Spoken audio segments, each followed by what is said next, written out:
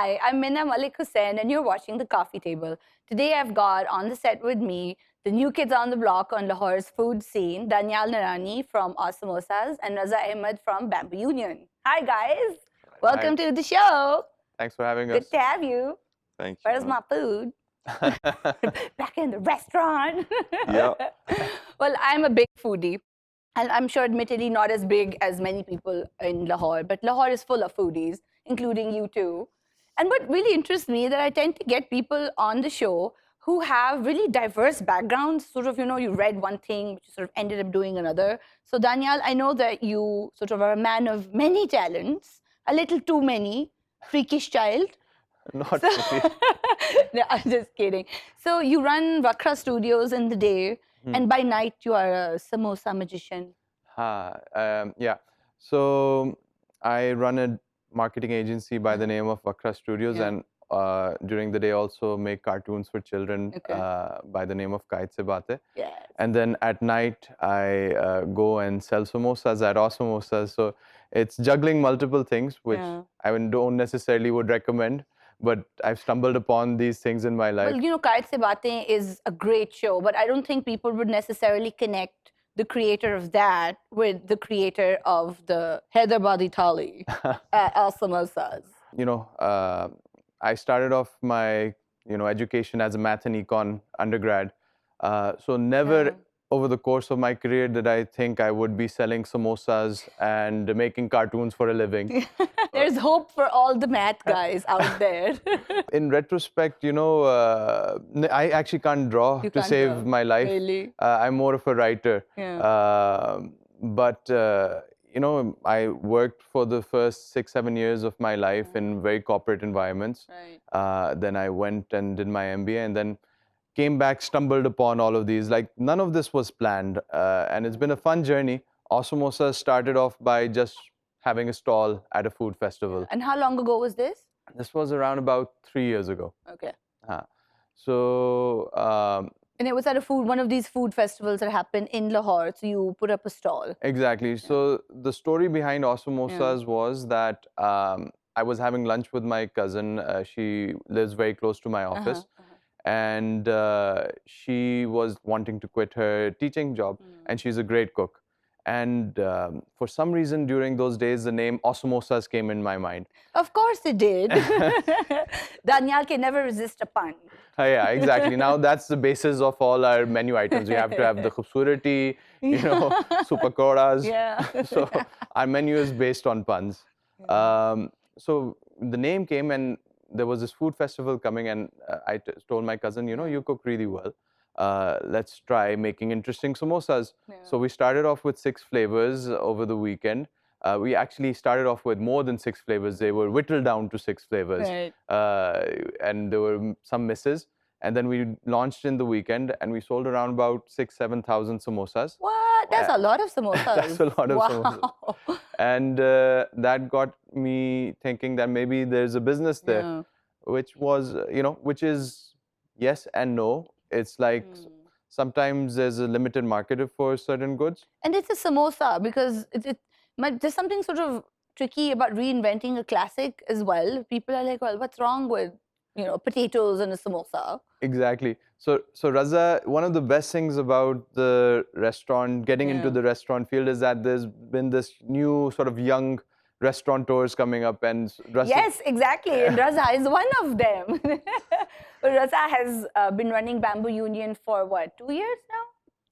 Almost 3 years. So almost 3 years? Yeah. Feels like forever. Because I'm always eating it. This is why I have these guys on the show. I'm like, I eat your food a lot, I eat your food a lot. Let's talk more about your food.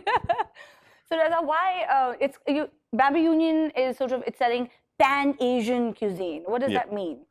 So we serve everything from Far East Asia, including China, Japan, Korea now. And a little bit of Malaysia as well.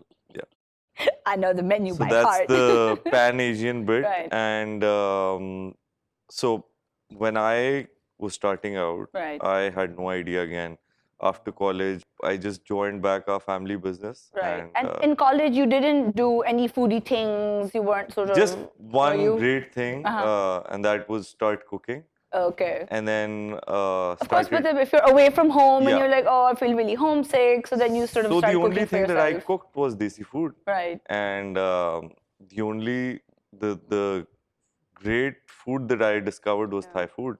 Yeah.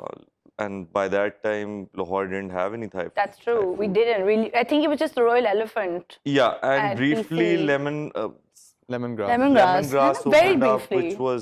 which was just what 6 to. It was a very short-lived kind Yeah. of span. So that happened, and so while I was working, I used to get really frustrated that we don't get any Thai food, but still it had nothing to do with my career or anything. Right. It was just like I started cooking on my own, and I was getting really frustrated with the amount of work that I had and with no appreciation.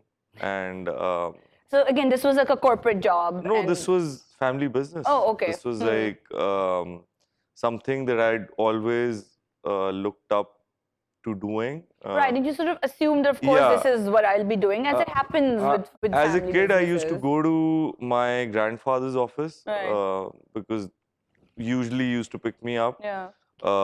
And my father's office was a bit far out as well. So I'd assumed that, this is it. Yeah. This is your trajectory, and this Yeah. is how it will happen. But after 3 years, I sort of realized it's probably I'm not cut out for Right. this. And then you were sort of cooking the whole time on the No, side. not was really. it like a hobby? No. No? No. So Yeah. this was just one day when I had quit, and I had no idea. I was just like, Like, what next? not even. I was just having food and pointing out a couple of things. Yeah.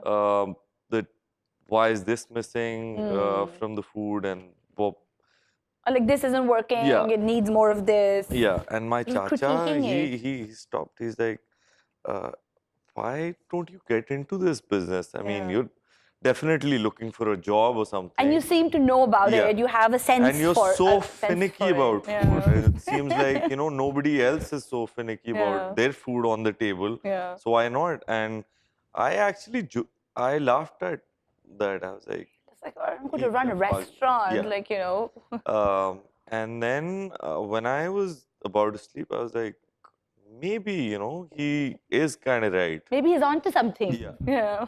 And then I actually thought about it. I went to Dubai. My mamu ran a few restaurants there, Okay. desi restaurants. Okay, so you did have somebody in the business who you could sort of consult with. Yes. So Daniyal, did you have somebody like that? Or this is just like Awesamosas is just from scratch? Awesamosas from scratch, but there's a fraternity, so I lean on Raza a lot. Yeah, so yeah. since he's got a really good operation, so That's true. we've got this network of friends who we bounce things Yeah, off. But Raza's been really helpful through this process. That's great. That's the foodie community is sort of growing in this meaningful way. So you went and you met your uncle in Dubai and you were like, I'm thinking about this. yeah, and I actually started working for him, and I ran his restaurants for about a year. Oh, cool. Yeah. Yeah, that's sort of, I'm sure that was really valuable experience, sort of dealing with people, learning the ropes. It was more of a affirmation that yes, I can do this. Yeah. It's not a big deal at all. I mean, if I have to dive in, this is And it. did you like really enjoy the restaurant vibe? Did it feel like familiar? And you were like, yeah, this is cool. I can do this. This is Well, working. I thought of it as a training. Yeah. So it was more like, I need to learn this. Yeah, How do you do this? How do you do that? So Yeah. that was really helpful. Great. And so you've brought those lessons back and you came back to Lahore and then you decided on Pan-Asian cuisine. And then the rest is history, as it were. Yeah. Yeah. And why did you call Bamboo Union a diner? It's called Pan-Asian Diner. Yeah. So what's the difference between a diner and a restaurant? So I just wanted this to have a more casual vibe. Right. And, back in the day when you went to a Chinese place, Yeah. you can only recall white tablecloths. And those red lanterns with the tassels. So I just wanted to change that narrative and the whole Yeah. vibe so when you enter the restaurant, it's not overbearingly decorated and That's true. It's very sort of sleek and Yeah. contemporary, but Yeah. also not without being intimidatingly contemporary either. Yes, That it's like yes. a Scandi extravaganza. Yeah, so that was the idea, and Yeah. I saw a couple of places abroad, and I got inspired Hmm. by them. One of them was Wagamama, which Yes. I thought was probably something that we remodeled our model on that. That's true. Now that you mention it, I'm just like, yeah, I can see, I can see, It's- I can see a parallel. Yeah. But it's of course your own thing. It's not a copy. Yeah. It's an interpretation. So, Awesamosas opened, I think, a couple of months before Bamboo Union. So we fairly. So the babies were born sort Yeah. of back side by side. side by side. Yeah. So I also had this, mindset. I think having been abroad, the focus for me was the food. And the first Awesamosas that I launched was very bare. It had a Yes. bench, it had a table, and the idea was that we wanted people to enjoy the food, then leave. We didn't Yeah. want, But And it that- and- still yeah. felt like I'd entered a mini Bamboo Union. Our vibes were so similar. When I entered Awesamosas for the first time, I was like, the lights look similar. They're just a bit smaller. The benches are the same. just a little bit smaller as well. Just a bit smaller, scale down. So the exact same thing was my experience when I went to Bamboo Union for the first time. I was like, oh, this bench is a little wider. These lights are a little bit. You're like, who is this person? I must meet him. And then I think our friendship kicked off when we were neighbors at a food festival. Yeah. We were at a food festival, we were neighbors. And, these food festivals are quite intense. You've got Yeah. 50 people standing at the stall at the same time wanting food at the, drop of a hat. It's a very school canteen vibe, Exactly. So you have to make them stand in the line. You have to, say, please wait for your turn. So you are in a school environment. Quite right. So the, pleasures of a food festival it's only as much fun as your neighbor is. So, Okay, so Bamboo Union and we were together. And so, the day starts off a little slow. So I went to Raza. And I asked him, let's do something fun. He's like, yeah, let's do something. So we were discussing and we started making sushi samosas. So sort of on the spot, you just Yeah. whacked it together. On the spot, took some sushi from him.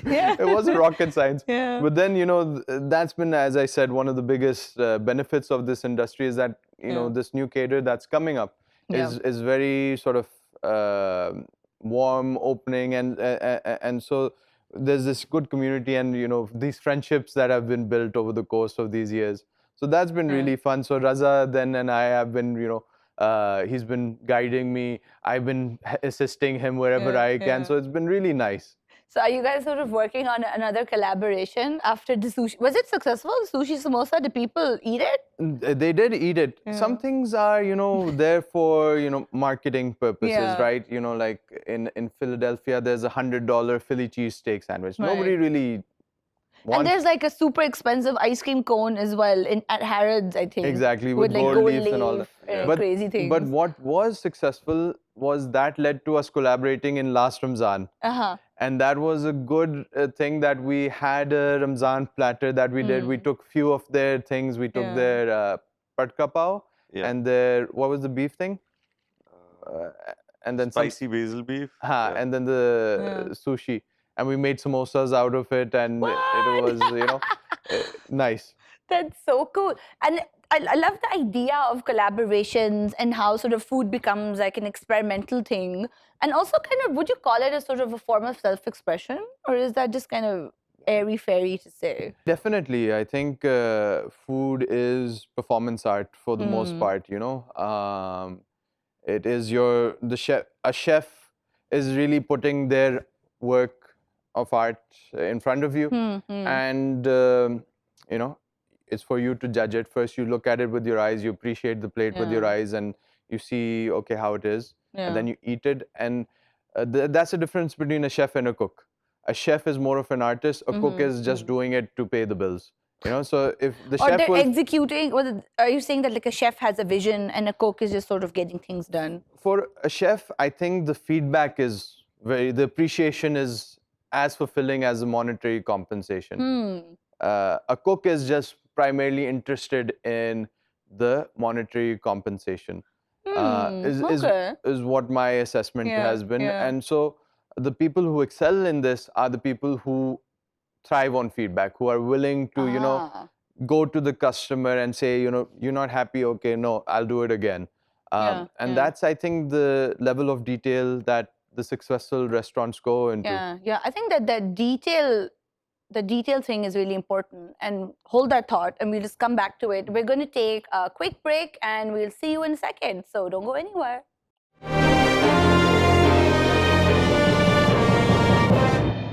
Hi, welcome back to the coffee table. We're talking food with like food superstars from Lahore. We've got Daniyal and Raza, and we've been talking about attention to detail and how that makes all the difference, and the sort of the difference between a cook who's just sort of executing an order to a chef who's bringing like his heart and soul into it, and sort of really interacting with customers, because food is one of the biggest service industry. It's a huge service industry. Like I think that, like Raza, I see you at your restaurant a lot, which is I'm there all the time. He is there all the time. Like, I'm also there all the time, which is why I see him there all the time.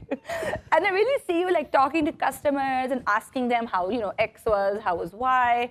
So do you think that that's really made a difference for Bamboo? Yeah, and in a way, it's become something that I wouldn't have imagined it to be. The menu that we wanted to put forward to everyone and wanted to serve a lot is not really appreciated by a lot of people. Okay, like what? Not all the nasi gorengs are too popular, or the pad ki maos are not too popular, as opposed to the chicken cashew nuts, and the green curry has become mainstream now. But yes, it has. Yeah. Whenever I see people sort of, I'm so nosy. I'm like, but I think a lot has to do with Lahori palate, and where people are just not experimental with their food at all. Really? You think even now that's the case? As we get into, when people go abroad, they get more exposure. Yes. And once they come back, they've tried a couple of more dishes than they had before in Lahore. So that's changing with time. But I still feel it'll take another 5-10 years when we'd be all geared up for experimental food in Lahore. Right now, it's hard. It's sort of uphill. If somebody was to ask me that I wanted to open up an experimental cuisine place, I would have just told them no. Right. And that's interesting, because the idea of when one thinks of Lahoris, and the assumption is that Lahoris are really big on food and they really enjoy their food, and it's true. I think that Lahoris know what they like, and then they like to eat lots of it. Exactly. But it's interesting to me that you do think that this is the case, and that apparently then I guess that we like to eat the things that we're familiar with, but not sort of really go out on a limb. Which is like you took your ramen off the menu, which is like soup with noodles in it. Sounds delicious. More than a couple of things, just because we took the laksa out as well. Yes. Because we had to just junk it. Yeah. But if people are just not eating it. But then I suppose like that's the sort of catch-22 there, where you sort of are, the only way to kind of develop a palate is to keep throwing new things at people. Yes. And then hope that it'll take. Like, Daniyal, do you feel like that's been the case with Awesamosas? Have you had to take things off the menu that didn't do so well? I'm very stubborn. I'm very stubborn, so I haven't taken anything off the menu. Good for you. So for the first 2 years, I made it a point not to serve aloo samosas at the shop. Because my thought process was that we were trying to educate customers of this new type of samosa. And our samosas are expensive. They're 3 times more expensive than a samosa that you get on the street, because as opposed to being filled with aloo, or as opposed to being filled with potatoes, it's filled with chocolate, it's filled with Thai basil chicken. So these are not cheap ingredients. So as a function of cost, our price becomes higher. So people actually get offended. We're offended. Offended By the creations we've come. So we created sweet samosas with chocolate, and we serve them with ice cream. Yes. And then delicious. Thanks. Delicious. And every now and then somebody puts a picture on one of these food forums. Right. And, the response we get is that, you have insulted the samosa, you have... Sacrilege. Exactly. Audacious act. They just are, it's kind of, really humorous when seeing how intense people get about taking these traditional foods and putting I have innovative... to come out vouch for the samosa. Exactly. They're delicious. I've had one. Give it a try. I can swear by the samosa. It is, and so, doing something innovative on something traditional, there's an understandable lashback, because one way I got to empathize with my customer was that I saw somebody making a chocolate biryani. It was, I think it was an April Fool's thing. Hopefully it was an April, but like it's. I think the same conversation was being had about our samosas, that unless you try it, so taking something that's very traditional and taking it experimental, we've had a lot of challenges. Yeah. Have ever people come to the shop and be like, "What is this?" Yeah. Have they said it to your face? Yeah. Really? They're like, "How are you selling such expensive samosas?" Or that this is gross and who's gonna eat it? No, fortunately that's never happened. So the food it's never been that, the flavors don't work. It's before they try it or the price point, but most of the times the food is not the issue. It's just their, whether it's in their budget, whether they think this is something, they've grown up having a samosa at, 15, 20 rupees. Quite right. And again, having a samosa with mince in it, or with potatoes in it. Exactly. Or even, okay, maybe like spring rolls with veggies in it. So again, things that people are used to. Exactly. But it's so great to see that you've been stubborn about it. And people, it's like the food speaks for itself. So when people eat it, and they're like, so their mind is blown. Exactly. So that's what, keeps us motivated, is that the feedback on the food is consistently good. People like the product, people like the things we're coming out with. So that keeps us engaged. But as Raza was saying, Lahore is a tough market when it comes to experimental. They know what they like, and they want to have lots of it. Just want to eat that.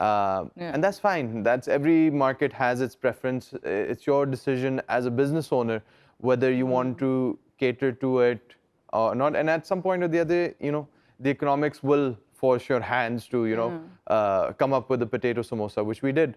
We came up with a potato samosa that was in our own unique spin. But still, that was important for us to say, okay, here's a potato samosa, it's for 30 rupees. These other samosas are more expensive because they have different things in them. Of course, but it's familiar. And if you feel like nostalgic for this potato samosa, then here, you can have it. But you serve it with, in a thali, right? With like other stuff on it. What do you put on it?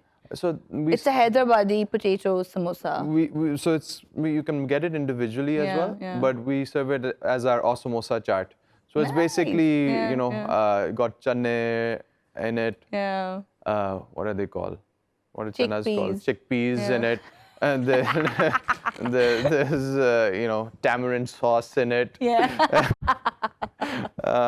So yeah, it's just a really nice... You just kind of revamp it. Yeah. So when we were growing up, there weren't that many restaurants to begin with. A lot of them were like, desi Chinese, including our dear departed Sing Kong. Yeah. Miss that.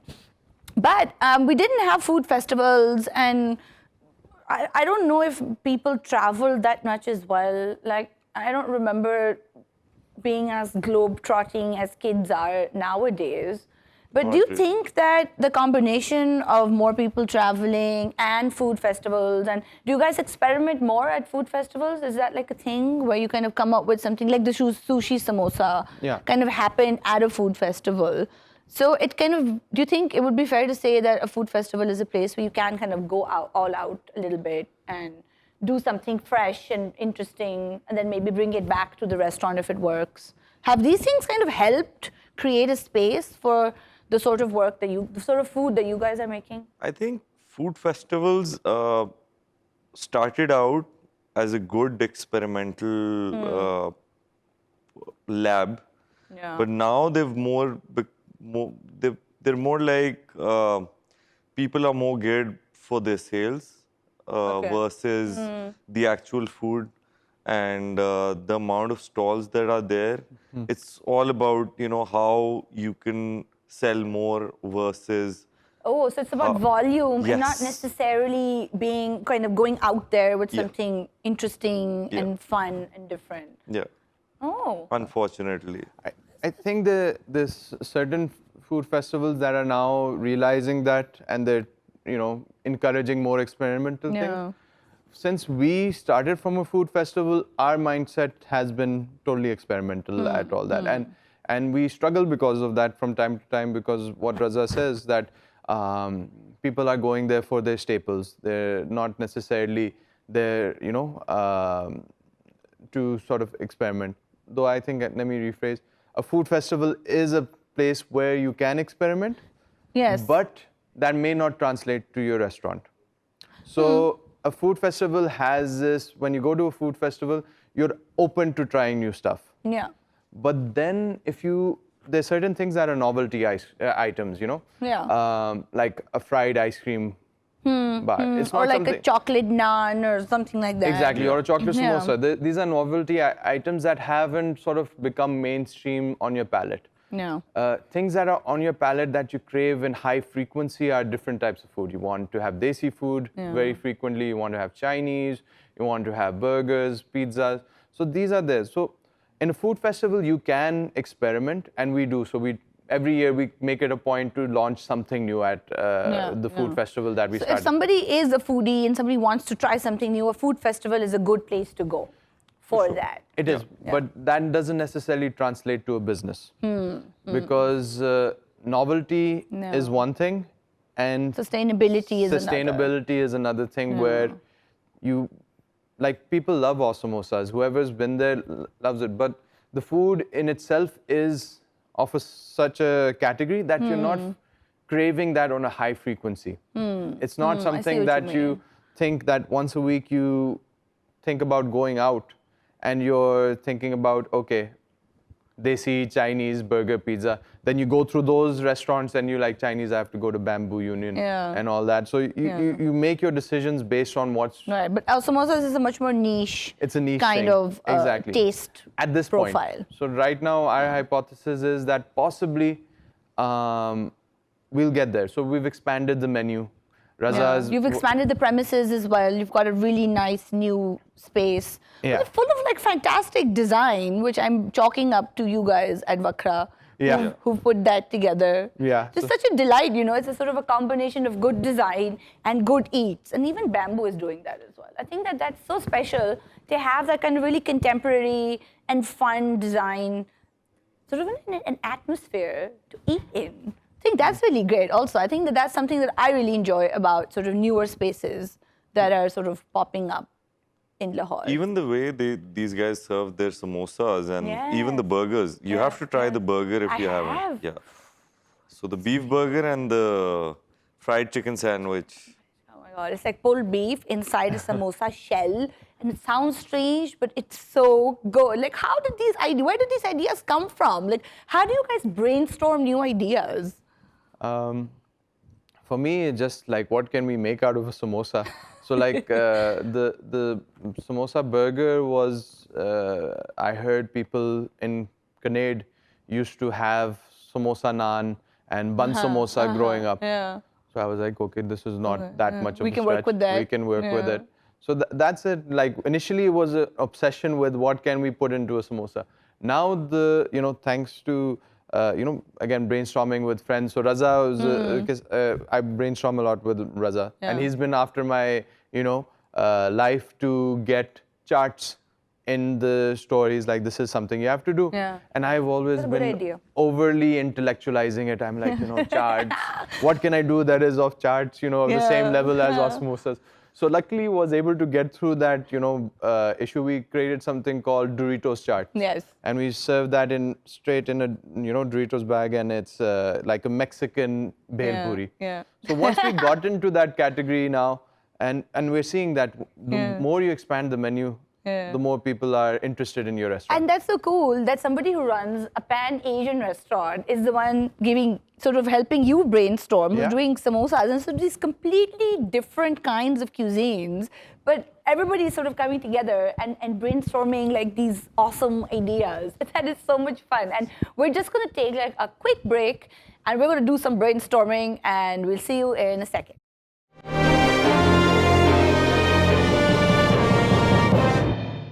Hi, welcome back to the coffee table. We're still talking food and it's really fun, although we're not eating any. So we were talking about how people with different kind of sort of a culinary profile can still come together to form a foodie community. And that's so cool and so fun. So Raza, does Daniyal help you experiment? Because again, with Pan-Asian cuisine, it already exists. But it's not like you can invent.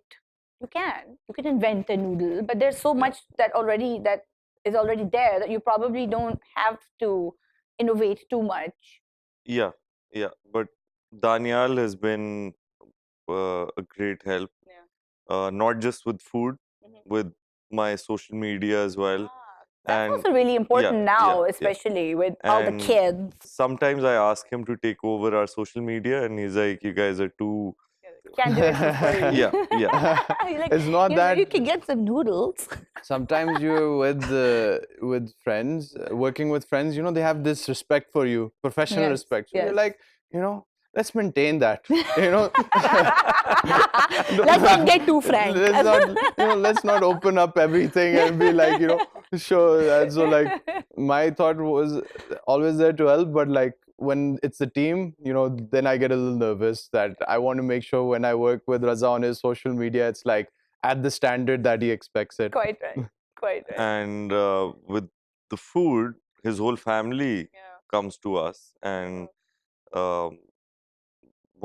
his brother helped me with the orange chicken that we're launching. Yeah. Ooh, orange. So that's and he sometimes can be too big of a food critic because he's like, there's such a thing. Yeah. And he says, okay, so this is not right. You have to do this the PF Chang's level or like Noodle House level. And I'm like, Daniyal.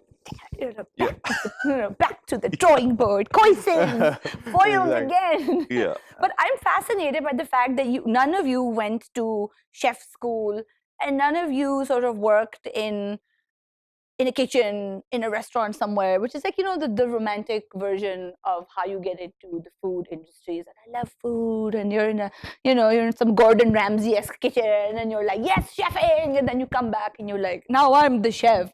But this is so great. I find it so fun and so cool. And do you think that like Facebook forums where all the foodie people come together and post reviews and talk about food, and there are a few. Do you think that that's helped you guys, or is it sort of more detrimental? Because like we don't have like a Yelp review kind of culture, but we have food forums where people are like, this is not great. This is. To be very honest, I think the food forums have really helped the businesses, but now they've come to a point where people are just criticizing the food for no reason, and I just feel really sad for people who are just trying to make it through right now in these tough times. And sometimes you can just see and feel that some people are just bitter when they're spending money, and there's nothing wrong with the food or the service. They're just not happy while paying, which is just sad. Yeah, so they have a certain expectation, which as a restaurateur, you can't predict that if they're not happy. So what do you think is a good way for a customer to give feedback if they're genuinely unhappy with something? Like that little card at the end of the meal? No. Is that like super important? They should return the food right there and then, or speak to the manager. And once they've done everything and their issue hasn't been resolved, they should just then probably just write on the forum and not just do it right away while they're at the restaurant, or just do it at night once they're done with everything that they've Where done. it's done and dusted, Yeah. and then you guys can't do anything about Yeah. helping or improving the experience that they had. And see, the worst thing that happens on these groups is one negative comment starts, and then there's a floodgate which opens, and people are like, yeah, this happened to me as well. The management is so rude, and some people sometimes they claim that they know this person, that they haven't even visited the restaurant and they can prove it. Wow. And I don't know how true that is, but that's what I've heard. It gets malicious, but that's where the strong brands win out. So like when it goes on social media, negative review, the strong brands end up having more positive things coming out. That's not been, I think. But when it comes to customer behavior, as Raza was saying, it's like, you know, they're not complaining to the right person. They're in the restaurant. Right. You just have to go to the manager and say, this food sucks. Yeah, I don't like it. And I don't can like you fix it? Can you fix it? And if it's a well-run restaurant, the manager will be like, let me see what I can do. Quite right. So that's the right channel for feedback. Right. And then after that, if there's an issue, as Raza said, you can make your review, but at least give the restaurant a chance to make things right, you know? Right. And then the other thing is that if you don't like seafood and you order a seafood dish, most probably you're not going to like the restaurant. So you have to be aware of your palate, you know, because it's very sort of, you know, dependent on what your taste bud is. So if you are conventional and you order something very experimental, you're not going to have a good experience. And that's not necessarily the restaurant's fault, but sure, the restaurant can live with it. But at least, you know, for customers, it's like give the restaurant a chance to get your feedback and see if there's something they can fix. If the dish is made exactly the way it should be and it tastes like that, we can live with the results that you didn't like it. But do you think that's also maybe sometimes down to the fact that people might feel embarrassed saying that we didn't like this, because it's kind of embarrassing that you don't know how, I don't know, nasi goreng, for example, which is a Malay rice dish. And if you don't know what it's supposed to taste like, but all you know is that you don't like it, maybe like customers also feel a little awkward saying that, no, this isn't good, because it might make them look kind of uncool. So we've tried to train our staff. That's what I keep on knowing, because some dishes that we've red flagged now are a bit different from the mainstream dishes, mainly because their fragrances are strong because of maybe fish sauce. And a certain kind of people might not like them. So we ask them specifically if you've had them before or not. And if they're trying out for the first time, we give them these disclaimers that, oh, it might just, you know, have a sort of pungency, or it might be really spicy. I think it's really great, actually. So sometimes people just don't end up ordering them to start off with. That's something which has worked out well for us, because I know for a fact that initially we had these problems that a lot of dishes just came back to the kitchen, and at the end of the day I'd be like, oh my god, why didn't people eat this? And then we sort of figured that, okay, that's fine. I mean, maybe these guys haven't. And a lot of people, I don't blame anyone, because like I said before, people are not experimental with the food, and the strong fragrance of the fish sauce is the main ingredient in Thai food. Exactly. Or like if you eat like lemongrass, for example, and like if you bite it, it has a certain kind of zazz to it, which might feel a little strange. But I think that's a really good way to have wait staff that are friendly and can explain what a dish is. So like if you don't know what you might want to eat it, but you're not quite sure, ask your waiter. You know, that what is in this and what does it mean? You know, it's a lot of words also, like pad ki mao, like what is that? I don't know what that is. But Mina, to your point that they're awkward to say it, then the awkwardness should continue and stop them from posting on a food forum, right? You know, if well, you know, keyboard is a safe space.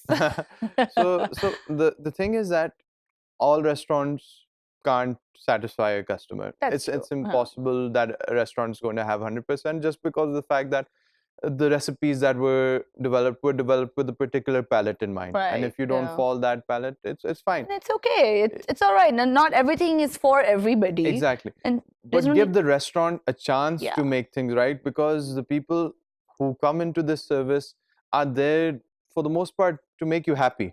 You know, I think that's really important. And so if you don't give the restaurant, and restaurants are able to see through genuine complaints, and versus somebody who's trying to get a free meal very quickly. They aren't to you.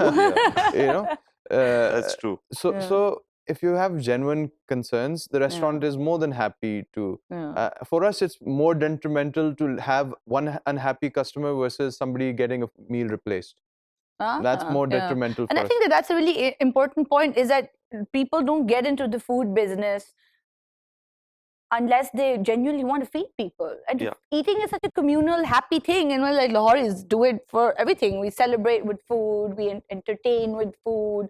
So if you guys are doing this, it's really sort of because you really enjoy it and you want other people to enjoy it as well.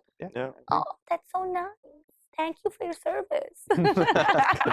So, when you watch films and TV shows about like chefs and restaurants, and it seems like really intense and really like high emotions. So do you have that kind of thing in your kitchens? Or like, Awesamosas has an open kitchen, so nobody's yelling, yes, chef, and things are not exploding. But I always sort of imagine that. Do you get like drama in the kitchen? There's only drama in the kitchen. My head chef is always shouting at all of the staff. So that's actually like it's actually like that. And these days it's hell hot. Yes, that's true. Oh my gosh. But how do you guys manage with an open kitchen? Because I always wonder about these things. I'm like, well, everybody can see the chefs working. And is it weird for them? Do they feel kind of awkward? Everyone's watching us fry. I've never asked, to be honest. My thought process with an open kitchen was that to show customers how hygienic the environment is, and actually to have the staff know that they're being watched, so they should be on good behavior. So I think that kind of deters it. But there are moments of intensity where people are shouting at each other. The kitchen is a super intense place because there are people over there that don't know, the customer doesn't know what's happening on the back end, right? What's needed to make sure their order gets to them within 10 minutes. Those guys know. So every time they get a ticket, it's like a race. So so they have to, expedite it, get it to the right person, make sure the quality is right, and get it to them within. And then the audience, your customers, it's sort of like an audience, really, and they can see what's going on as well. So do you think it becomes like a collaborative process between your customer and the people who are preparing the meal also? Because it's like, I see you, you see me. I think it's just, as you said, maybe it's a little bit of entertainment for the customer that they get to see a live kitchen. But it's not, I don't think, if it's something like Subway or something, very customizable, that's a collaboration. We're not giving that level of customization to them. They just I'm romanticizing it a little too much. It's not that much. But the chefs over there, they're on, they're really under pressure when an order comes to make. Which I'm sure is true for like any professional kitchen. Thank you so much, Daniyal and Raza, for being on the show. I've had a wonderful time talking to like two of the major foodies of Lahore about their fantastic food and what goes on behind the scenes. And I know where you guys are going for dinner tonight. Thank you so much for being with us today. Follow our YouTube channel, Indus.News, and we'll see you soon. Bye.